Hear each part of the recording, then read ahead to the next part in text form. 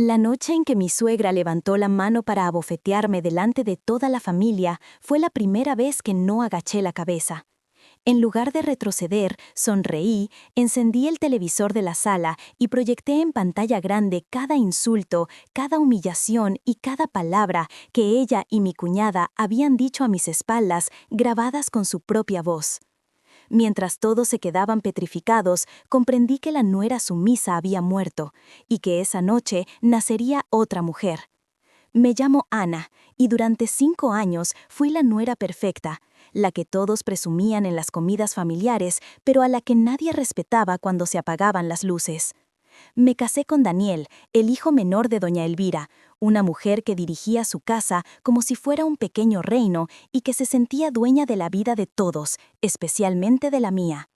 Mi cuñada Laura, la hija mayor, se había divorciado hacía 3 años y volvió a la casa de su madre con su hijo adolescente, trayendo consigo un rencor silencioso contra cualquier mujer que se atreviera a quitarle la atención de la familia. Desde el principio, doña Elvira dejó muy claro cuál era mi papel. Yo no era una nuera, era personal de servicio con título de esposa. Mientras Daniel trabajaba todo el día en la empresa de logística de la familia, yo me encargaba de la casa de 3 plantas, de la comida para 8 personas, de la ropa, de las compras, de todo. Al principio pensé que era normal, que así funcionaban las familias tradicionales, que con el tiempo encontraríamos nuestro propio equilibrio. Mi madre siempre me había dicho que las suegras eran difíciles, que solo tenía que ser paciente, no contestar, no levantar la voz y demostrar con hechos que era buena. Yo quería creerlo, quería pensar que la paciencia era suficiente para ablandar cualquier corazón, incluso el de una suegra con mirada de acero y lengua afilada. La realidad fue muy distinta. El primer año en aquella casa me enseñó que la paciencia sin límites no ablanda a nadie, solo vuelve más cruel a quien ya lo es. Doña Elvira criticaba cómo cocinaba, cómo me vestía, cómo hablaba, cómo reía, hasta cómo respiraba, siempre comparándome con Laura, su hija perfecta, a la que nunca dejaba tocar un plato ni doblar una toalla. Cuando Laura estaba casada, su casa brillaba, y eso que tenía más responsabilidades que tú, decía mientras pasaba el dedo por un mueble, buscando una mota de polvo que no existía. Tú, en cambio, siempre vas corriendo, siempre cansada, siempre con cara de mártir. ¿Tan difícil es ser una buena esposa?, remataba, dejando las palabras caer como piedras sobre mi dignidad. Daniel lo veía, pero se hacía pequeño cuando su madre hablaba. «Ya la conoces, Ana, así es ella, ha tenido una vida dura, no le hagas caso», me decía por las noches mientras me abrazaba en la cama. Yo, enamorada, aceptaba su explicación una y otra vez, convenciéndome de que amar a Daniel significaba tragarme a su familia con todo y espinas. Laura jugaba a otro juego. Delante de los demás, fingía ser la hermana cariñosa, la que me llamaba hermanita, y me pedía recetas, consejos y ayuda con su hijo como si confiara en mí. Pero cuando estábamos solas, su voz cambiaba. «Mira, Ana, no te lo tomes a mal, pero esta es la casa de mi madre», me dijo una tarde mientras doblaba la ropa, sin levantar la vista. «Tú estás aquí porque te casaste con mi hermano, pero si algún día te vas, la casa seguirá siendo nuestra, ¿entiendes? Nuestra. Así que no te acostumbres demasiado a mandar, porque aquí la última palabra la tiene mi mamá», añadió, con una sonrisa que no llegaba a los ojos. Yo no mandaba en nada, pero aún así me lo recordaban cada día. Si movía un mueble de sitio, doña Elvira lo volvía a poner en su lugar original, murmurando que a la gente que llega después no le corresponde reorganizar la casa. Si compraba una marca diferente de arroz porque estaba en oferta, Laura revisaba la despensa y hacía comentarios en voz alta sobre cómo algunas personas no sabían comprar. Cuando me quedé embarazada de mi hijo Mateo, pensé que las cosas mejorarían. En muchos países, cuando una mujer está embarazada, se la cuida, se la protege, se le habla con dulzura, pero en esa casa el embarazo fue solo una excusa más para controlar mi cuerpo y mis decisiones. «No comas tanto pan, luego el niño va a salir gordo», decía Laura, mirándome de arriba abajo. «No te sientes así, se te va a deformar la espalda, y después, ¿quién te va a aguantar?», añadía doña Elvira. Mientras me arrebataba el plato si consideraba que había servido de más.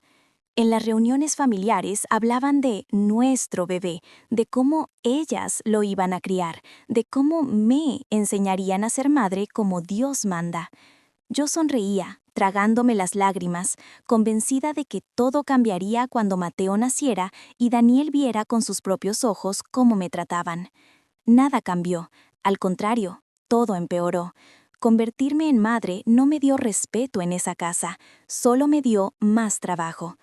Las primeras semanas tras el nacimiento de Mateo fueron un infierno disfrazado de ayuda. Doña Elvira entraba en nuestro dormitorio sin tocar la puerta, revisaba cómo amamantaba, corregía la postura, me arrebataba al bebé de los brazos con el pretexto de que yo no sabía. Laura lo cargaba como si fuera suyo, haciéndose fotos para subir a redes con textos como «Mi pequeño rey» y «El hombrecito de mi vida», sin mencionarme ni una sola vez. Cuando yo intentaba poner límites, el chantaje emocional no tardaba. «Si no fuera por nosotras, ese niño ya se habría enfermado», decía doña Elvira. «Las chicas de ahora no saben ser madres, todo lo aprenden en internet, pero cuando el niño se enferme, a ver quién corre al hospital», añadía, mirándome con desprecio. Daniel, agotado por el trabajo, llegaba tarde y cansado. Veía solo fragmentos, pequeños chispazos de la realidad, nunca el cuadro completo. Cuando intentaba explicarle, él suspiraba. «Ana, por favor, ya estás otra vez», decía, masajeándose las sienes. «Mi mamá será dura, pero no es mala, y Laura solo está pasando por un mal momento con su divorcio. Sé paciente. Además, te ayudan con Mateo. ¿Qué más quieres?», remataba, como si la ayuda justificara todos los atropellos. Yo quería respeto, nada más. Quería poder amamantar a mi hijo sin sentirme examinada, cambiarlo sin comentarios hirientes, educarlo sin que me llamaran exagerada cada vez que defendía sus horarios de sueño. Pero en esa casa, una nuera que pide respeto es vista como una rebelde que necesita ser ubicada. La gota que empezó a llenar el vaso fue una tarde de domingo. Había pasado toda la mañana limpiando, Mateo estaba con fiebre y yo no había dormido en toda la noche. Dejé un plato sin fregar porque él se puso a llorar histéricamente. Cuando por fin logré calmarlo, bajé a la cocina. Doña Elvira estaba de pie frente al fregadero, sosteniendo el plato sucio con 2 dedos, como si fuera algo asqueroso. «¿Esto es lo que te enseñaron en tu casa?», preguntó, levantando la voz. «¿Dejar los platos tirados mientras el marido trabaja y la suegra, con la espalda destrozada, tiene que limpiar tu basura?», continuó, golpeando el plato contra la pileta. Los ojos se me llenaron de lágrimas. Mateo tenía fiebre, estaba llorando, lo prioricé, respondí con la voz temblorosa. «Siempre excusas», intervino Laura, entrando con una taza de café. «No sé cómo mi hermano te aguanta. Cualquier otra mujer se organizaría mejor, pero tú ni eso». Ese día, cuando me encerré en el baño para llorar, algo en mi pecho empezó a endurecerse. Lo que yo no sabía es que mientras yo me rompía el alma intentando encajar, doña Elvira y Laura ya estaban tejiendo un plan para sacarme de la ecuación. Dicen que la venganza se cocina a fuego lento, pero en esa casa los complots también. Todo empezó cuando el abuelo de Daniel, dueño de varias propiedades, murió dejando una herencia significativa. Entre esos bienes había un pequeño apartamento en el centro, viejo pero bien ubicado, que el abuelo había dejado expresamente a Daniel en su testamento. Fue la primera vez que vi a doña Elvira realmente preocupada. «Ese apartamento es de la familia», repetía. «Si Ana se queda con tu hijo y contigo, un día esa mujer podrá poner su nombre ahí, y entonces, ¿qué nos queda a nosotras?», susurró a Daniel, creyendo que yo no escuchaba. Lo escuché todo desde el pasillo, con Mateo dormido en mis brazos. Mi corazón empezó a latir más rápido, pero me quedé callada. A los pocos días, las actitudes cambiaron. Laura se volvió más amable conmigo en presencia de Daniel. Incluso me traía café y me decía que merecía descansar. Doña Elvira empezó a sugerir que quizás yo necesitaba salir de casa, ir a trabajar, ver gente, como si estuviera preocupada por mi salud mental. «Estás muy estresada, hija», me dijo una noche, sentándose a mi lado en el sofá. «Se te nota en la cara, siempre cansada, siempre al borde del llanto. Eso no es sano para el niño. ¿Por qué no buscas un trabajito de media jornada? Así te despejas. Nosotros aquí cuidamos de Mateo», añadió, acariciándome el hombro con una suavidad que nunca había usado conmigo. Algo en mi instinto gritó que eso no era preocupación, era movida. Pero Daniel, que solo veía la superficie, se entusiasmó con la idea. «Te hará bien», dijo, «siempre has querido retomar tu carrera. Y mi mamá y Laura pueden con Mateo unas horas, no pasa nada». Acepté, más por cansancio que por convicción. Encontré un trabajo de medio tiempo en una pequeña oficina, a media hora de la casa. Dejaba a Mateo por la mañana con la suegra y la cuñada, y regresaba a primeras horas de la tarde, con el corazón en la garganta cada vez que abría la puerta. Al principio todo parecía ir bien, pero pronto empezaron los comentarios. «El niño lloró muchísimo, parecía su niñera, no su madre», me decía Laura, cruzada de brazos. «Es que no estás, Ana», decía doña Elvira, «una madre de verdad estaría con su hijo, no por ahí sentada frente a un ordenador». Si me quedaba en casa, era floja y desorganizada. Si trabajaba, era mala madre. Era un juego en el que siempre perdía. Un día, al regresar antes de lo habitual, escuché sus voces desde el pasillo. No se dieron cuenta de que la puerta estaba entreabierta. «Solo hay que empujarla un poco más», decía Laura. «Con lo sensible que está, cualquier cosa la hará explotar, y cuando Daniel la vea gritando como loca, la psicóloga dirá que es inestable», continuó en voz baja. «¿Estás segura de que tu amiga puede hacer el informe?», preguntó doña Elvira. «Claro, mamá, por eso estudiamos juntas, ¿no? Un par de episodios bien documentados y ya está. Daniel tendrá motivos para quitarle la custodia si esto se va a juicio», rió Laura. Sentí que el mundo se me movía bajo los pies. Se me cayó la bolsa de la mano, las llaves tintinearon contra el suelo, y entonces supieron que estaba allí. Silencio. Laura fue la primera en aparecer en el pasillo. «Ah, ya llegaste», dijo, fingiendo sorpresa. Sus ojos se clavaron en mi cara, buscando señales de que había escuchado demasiado. Doña Elvira asomó detrás de ella, con la misma expresión de siempre, pero sus manos estaban tensas. Yo respiré hondo, recogí la bolsa del suelo, miré a ambas y sonreí. «Sí, ya estoy aquí», respondí. «Qué suerte que siempre están tan pendientes de Mateo». No dije nada más. No hice una escena, no las enfrenté, no grité, aunque cada fibra de mi cuerpo me pedía que lo hiciera. En ese momento entendí algo crucial. Si quería ganar contra ellas, no podía jugar con sus reglas, tenía que escribir las mías. Esa noche, cuando Daniel llegó a casa, me limité a observar. Me contó cosas del trabajo, problemas con proveedores, planes para el futuro. Yo asentía, pero por dentro algo nuevo se estaba gestando. Por primera vez en 5 años, dejé de preguntarme ¿por qué me hacen esto? Y empecé a pensar ¿qué pruebas necesito para destruir lo que están planeando? Había pasado demasiado tiempo siendo la oveja. Ahora era hora de empezar a afilar los colmillos. No iba a permitir que me quitaran a mi hijo, ni que me pintaran como una loca inestable. Los días siguientes me moví como siempre, pero con los ojos muy abiertos. Si antes pensaba que era observadora, ahora cada gesto, cada susurro, cada mirada era un dato que archivaba en mi mente. Y empecé a tomar decisiones que no comenté con nadie. Lo primero fue comprar, con mis ahorros del trabajo, un par de pequeñas cámaras ocultas y una grabadora de audio de buena calidad. Las encontré en internet, discretas, fácil de ocultar en la sala, la cocina y el comedor, los lugares donde más tiempo pasaban doña Elvira y Laura mientras yo no estaba. También busqué asesoría legal anónima en línea, leyendo sobre casos de custodia, maltrato psicológico y pruebas admitidas en juicio. No podía permitirme un abogado todavía, pero podía empezar a entender el terreno en el que iba a pelear. Aprendí que los insultos, las humillaciones constantes, la manipulación y la interferencia sistemática en mi crianza podían considerarse violencia psicológica. Aprendí que un informe psicológico comprado no valía nada si había horas de grabaciones que mostraban la realidad. Una tarde, mientras Laura salía a hacer unas compras y doña Elvira se iba a la peluquería, aproveché el vacío de la casa. Instalé una cámara en el reloj de la sala, otra en una repisa de la cocina y coloqué la grabadora en el comedor, camuflada en una vieja caja de té que nadie usaba.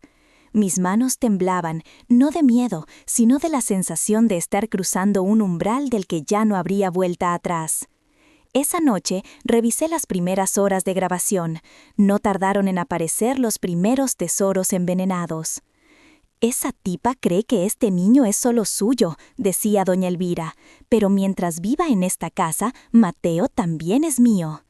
Tranquila, mamá, respondía Laura. Cuando la psicóloga firme el informe, Daniel va a entender que la mejor opción es que el niño se quede con nosotras. Ella se va a ir sola. Y si no se va, la echamos, remataba, riendo. Pausa. ¿Y el apartamento del abuelo?, preguntaba doña Elvira, en otra grabación.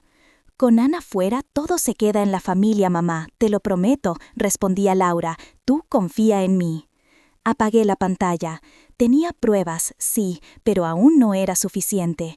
No bastaba con descubrir su plan, necesitaba arruinarlo de forma tan contundente que ni siquiera Daniel dudara de mí cuando llegara el momento.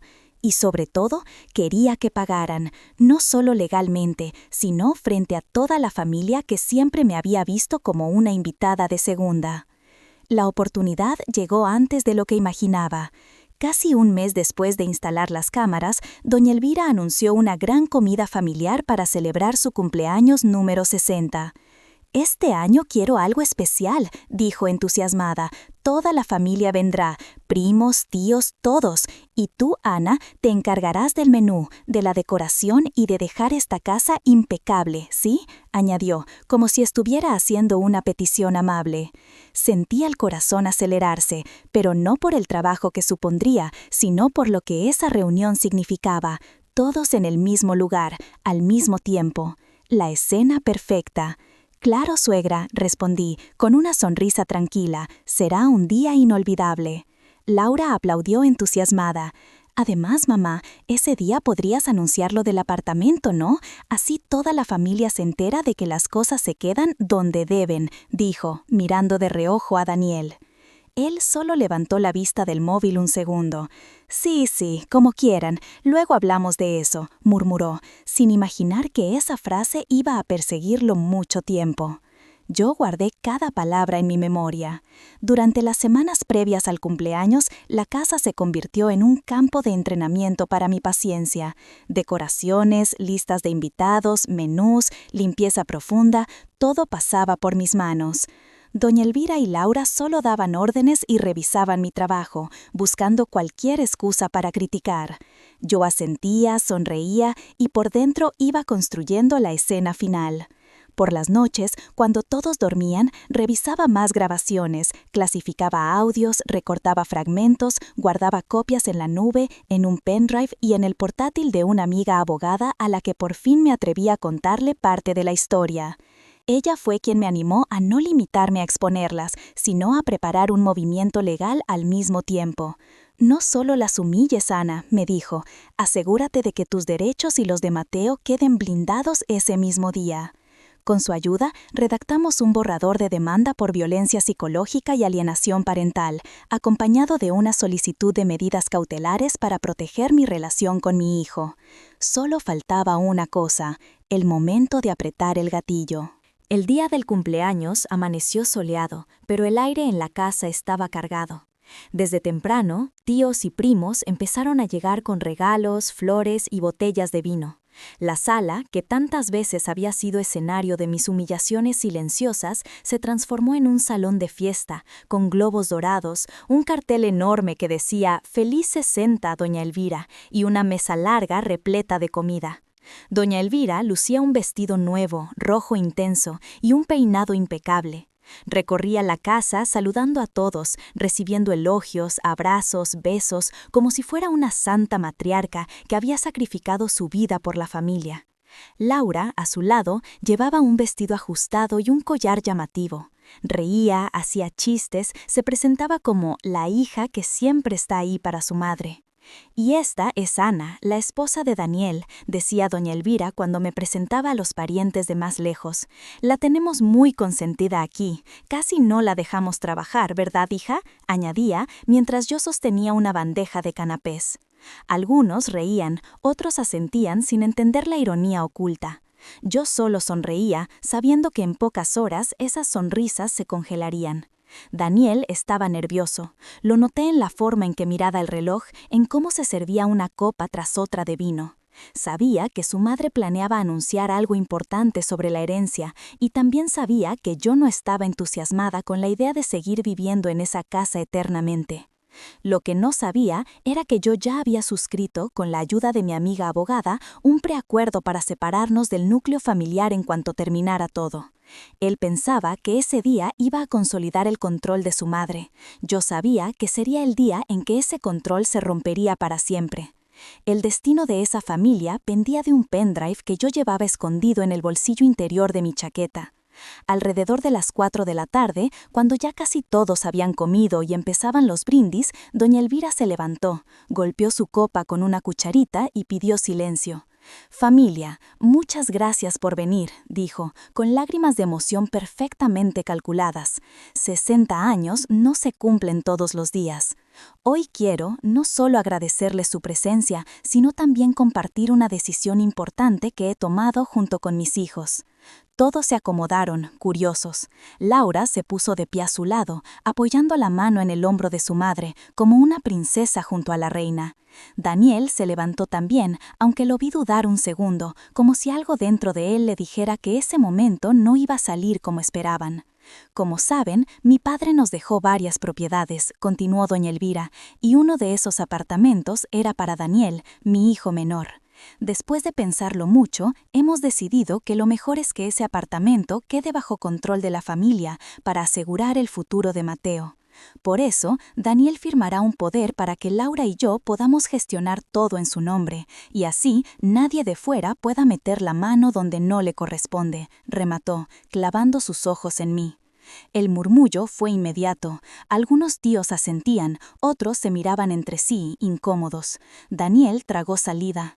«Mamá, yo», empezó a decir, pero Laura lo interrumpió, tomando el micrófono que habían alquilado para la fiesta. «Es solo un trámite, hermano», rió. «Todos aquí te conocen, saben que eres trabajador y responsable, solo queremos ayudarte a organizarlo mejor». «Y así Ana puede estar tranquila, sabiendo que todo está en manos expertas», añadió, pronunciando mi nombre con ese tono dulce que usaba cuando quería clavarte un cuchillo sin que se notara. Me levanté despacio, sentí las miradas clavarse en mí.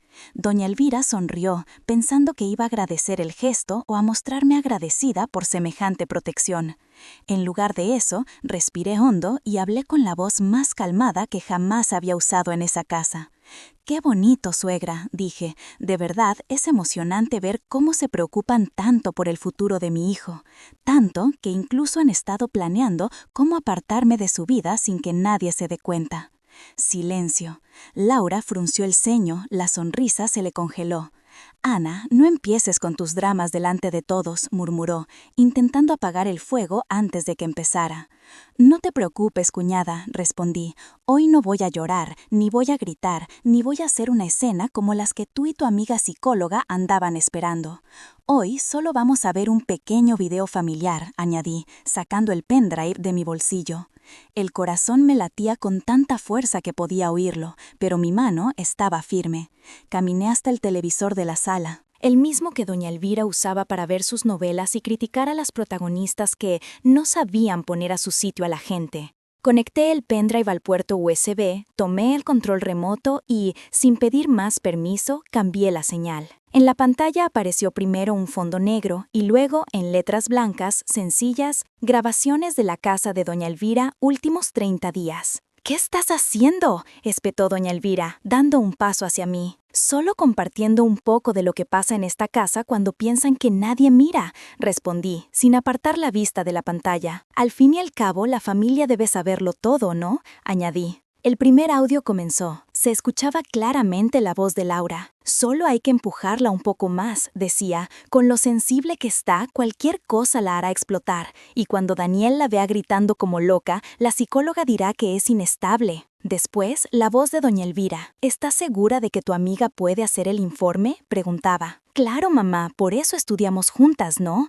Un par de episodios bien documentados y ya está. Daniel tendrá motivos para quitarle la custodia si esto se va a juicio», respondía Laura. Un murmullo de incredulidad recorrió la sala. Los rostros que antes sonreían ahora estaban tensos, confundidos. Daniel miraba la pantalla como si no reconociera las voces que llevaba escuchando toda su vida. El video siguió con varias escenas más. Doña Elvira diciendo que Mateo no era solo mío, sino de ella también. también, y que si era necesario me sacarían a empujones de la casa. Laura riéndose, llamándome tipa, loca, mártir, asegurando que una vez fuera, el apartamento y todo lo demás se quedaría en la familia. Alguien intentó apagar el televisor, pero ya lo había previsto. Había vinculado la reproducción desde mi móvil, protegido por contraseña. No se preocupen, no va a durar mucho, dije, solo lo suficiente para que todos entiendan de qué lado está cada uno. El golpe final llegó con un fragmento de video tomado en la cocina. Se veía a doña Elvira tirando al suelo un plato que yo había dejado en el fregadero durante la fiebre de Mateo. «¿Esto es lo que te enseñaron en tu casa?», gritaba. «Cuando la echemos, que se lleve sus malas costumbres a otra parte. Que se vaya con su drama a otro lado», añadía Laura. «Aquí lo que importa es Mateo y el patrimonio, y ese apartamento no va a llevar el nombre de una cualquiera». Pausa. Silencio. Apagué el video. La sala estaba tan quieta que se podía oír el zumbido del aire acondicionado. Respiré hondo y me giré hacia ellos. «Así que sí, suegra», dije con calma. «Es cierto que se preocupan por el futuro de Mateo. Tanto que estaban dispuestas a inventar que estoy loca, a manipular informes, a usar a una psicóloga amiga para quitarme a mi hijo y quedarse con todo, apartamento incluido. Eso no es amor de familia, eso es ambición y crueldad», añadí. Doña Elvira estaba pálida. Laura apretaba los puños buscando una salida. Daniel me miraba como si me estuviera viendo por primera vez. «Ana, esto tiene que tener una explicación», balbuceó él. «Mi mamá, mi hermana, nunca harían algo así». «¿De verdad?», respondí, con una tristeza que ya no dolía, solo pesaba. «¿Cuántos años hace que no ves lo que pasa cuando tú no estás?», pregunté. Laura reaccionó por fin. «Eso es ilegal», gritó. «No puedes grabar a la gente en su propia casa. Vas a ir a la cárcel por esto». Su voz temblaba, no de indignación moral, sino de miedo. «Tranquila, cuñada», respondí.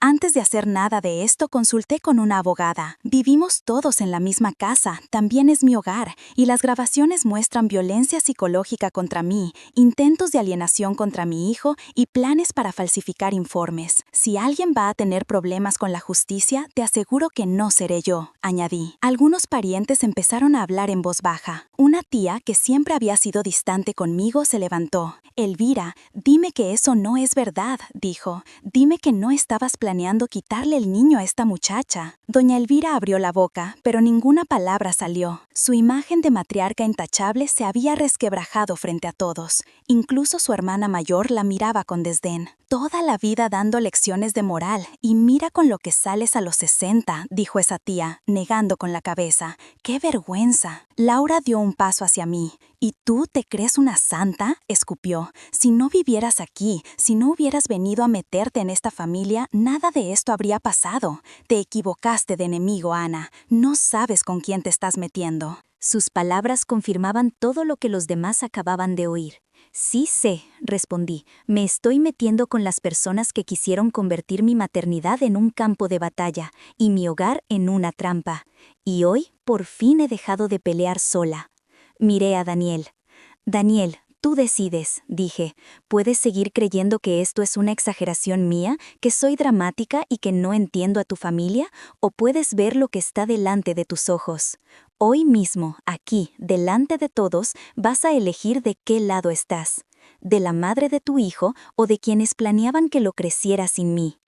El rostro de Daniel era un mapa de emociones contradictorias: rabia, vergüenza, incredulidad, miedo.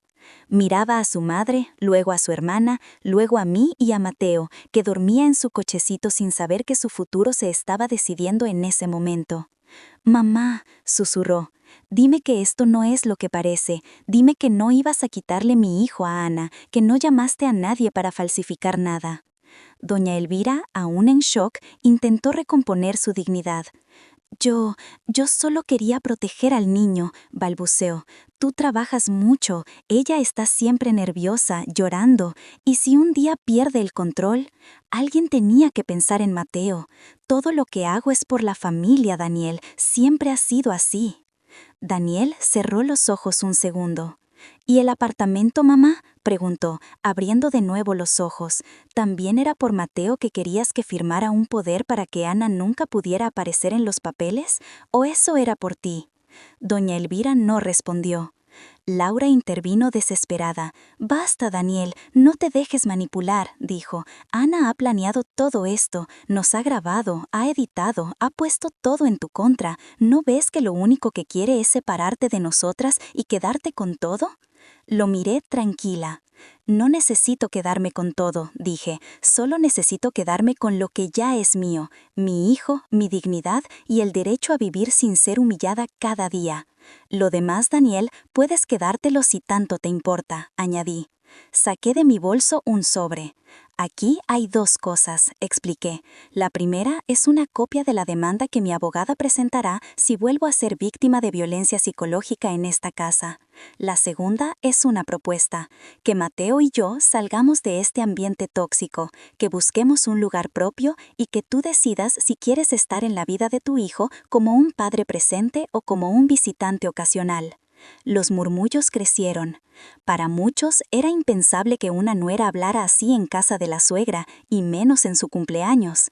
Pero para otros, especialmente las mujeres más jóvenes de la familia, mis palabras brillaban como un faro. Daniel miró el sobre, luego a mí. Se pasó la mano por el rostro, como si quisiera arrancarse de encima años de ceguera. Luego habló, por fin, con una firmeza que rara vez le había visto fuera del trabajo. «Mamá, Laura», dijo, «amo a mi familia, pero lo que acabo de ver y oír es indefendible. No voy a quitarle a Mateo su madre, ni voy a permitir que la sigan tratando así ni un día más. Si Ana decide irse de esta casa, me voy con ella y con mi hijo». Doña Elvira se llevó una mano al pecho, como si le faltara el aire. «¿Me vas a abandonar, Daniel?», gimió. «Después de todo lo que hice por ti, ¿vas a dejar sola a tu madre por una mujer que lleva 5 años aquí?». Sus lágrimas esta vez no convencieron a nadie. «No te estoy abandonando, mamá», respondió Daniel. «Estoy poniendo límites que debí poner hace mucho tiempo. Seré tu hijo siempre, pero soy esposo y padre también, y ese lugar lo he descuidado demasiado. Si quieres ser parte de nuestra vida, tendrás que aprender a respetar a Ana, y si no puedes, entonces nos veremos de lejos».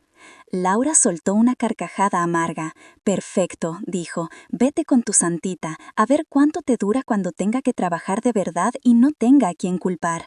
Pero recuerda, hermanito, los padres envejecen, los hijos crecen y las esposas a veces se van», añadió venenosamente. «Las esposas se van cuando las tratan como basura», respondí. «Cuando las respetan, se quedan, luchan y construyen. Yo hubiera preferido construir aquí, pero ustedes eligieron la guerra. Ahora ya no tengo miedo de marcharme». Mateo se movió en el cochecito, como si sintiera que algo había cambiado. La fiesta terminó en cuestión de minutos. Familiares incómodos empezaron a despedirse, algunos murmurando que esto no se hace el día de un cumpleaños, otros abrazándome y susurrando «hiciste bien». Yo no tuve el valor en mi época. Doña Elvira se encerró en su habitación, llorando y llamándome ingrata detrás de la puerta. Laura salió de la casa dando un portazo, llevándose a su hijo. No sé qué le dijo a la gente después, pero poco me importó. Lo importante era que, por primera vez desde que entré en esa casa, el silencio no estaba lleno de miedo, sino de posibilidades. Esa misma noche, Daniel y yo hablamos hasta el amanecer. No fue fácil, no fue bonito. Le dije que lo amaba, sí, pero que eso no era suficiente si seguir en esa casa significaba seguir siendo humillada y amenazada. Le enseñé copias de más audios, le mostré la demanda preparada, le expliqué la asesoría legal que había recibido. No podía decir que esto le había caído de sorpresa, porque llevaba años viendo pedazos de la realidad y eligiendo mirar hacia otro lado. Si quería reconstruir algo conmigo, tenía que aceptar su parte de responsabilidad. Pasaron semanas difíciles. Nos mudamos primero a un pequeño apartamento en alquiler, lejos de la casa de doña Elvira. El cambio fue brusco, menos espacio, más gastos, menos comodidades, pero una paz que no había sentido en años. Mateo empezó a dormir mejor, yo también. Daniel, poco a poco, fue entendiendo que poner límites no era traicionar a su madre, sino dejar de traicionarnos a nosotros. Con el tiempo, iniciamos un proceso de terapia de pareja y otra individual para él. Yo seguí trabajando, ahora con más horas, y empecé a estudiar por las noches un curso en línea sobre derechos de la mujer y violencia de género. No quería que ninguna otra Ana llegara a una casa como aquella sin saber que tenía derechos y opciones. La demanda contra doña Elvira y Laura al final no fue necesaria. Mi abogada me aconsejó mantenerla lista por si había represalias, pero los audios y el escándalo familiar fueron suficientes para que se mantuvieran alejadas. Durante meses solo supimos de ellas por terceros, siempre quejándose, siempre victimizándose, pero sin atreverse a acercarse a nosotros. Un año después de aquel cumpleaños, estaba sentada en el parque viendo a Mateo jugar con otros niños de su edad. Reía libre, corría sin miedo, se caía y se levantaba, mirándome siempre para asegurarse de que estaba allí, cerca, atenta, pero sin cadenas. Yo respiraba profundo, sintiendo que por fin el aire no olía a detergente y reproches, sino a césped y vida nueva. Daniel llegó con 2 cafés en la mano. Se sentó a mi lado, me dio uno y se quedó mirando a nuestro hijo. «Nunca te había visto tan tranquila», dijo, en voz baja. «Nunca me habías dado tanto espacio para hacerlo», respondí, sin rencor. No todo estaba resuelto, aún quedaban heridas, culpas, recuerdos dolorosos, pero amor al menos caminábamos en la misma dirección. Si algún día aquello no funcionaba, yo sabía, con absoluta certeza, que podría seguir sola sin derrumbarme. Porque lo que gané aquella noche en casa de doña Elvira no fue solo un cambio de domicilio. Gané el derecho a hablar, a poner límites, a grabar la verdad cuando nadie la quería ver. Gané la certeza de que una nuera humilde y silenciosa puede convertirse, cuando la vida la acorrala, en una mujer capaz de cambiar el guión de toda una familia. Si has llegado hasta aquí, te lo digo a ti, que escuchas estas palabras quizá mientras cocinas, trabajas o descansas de una jornada pesada.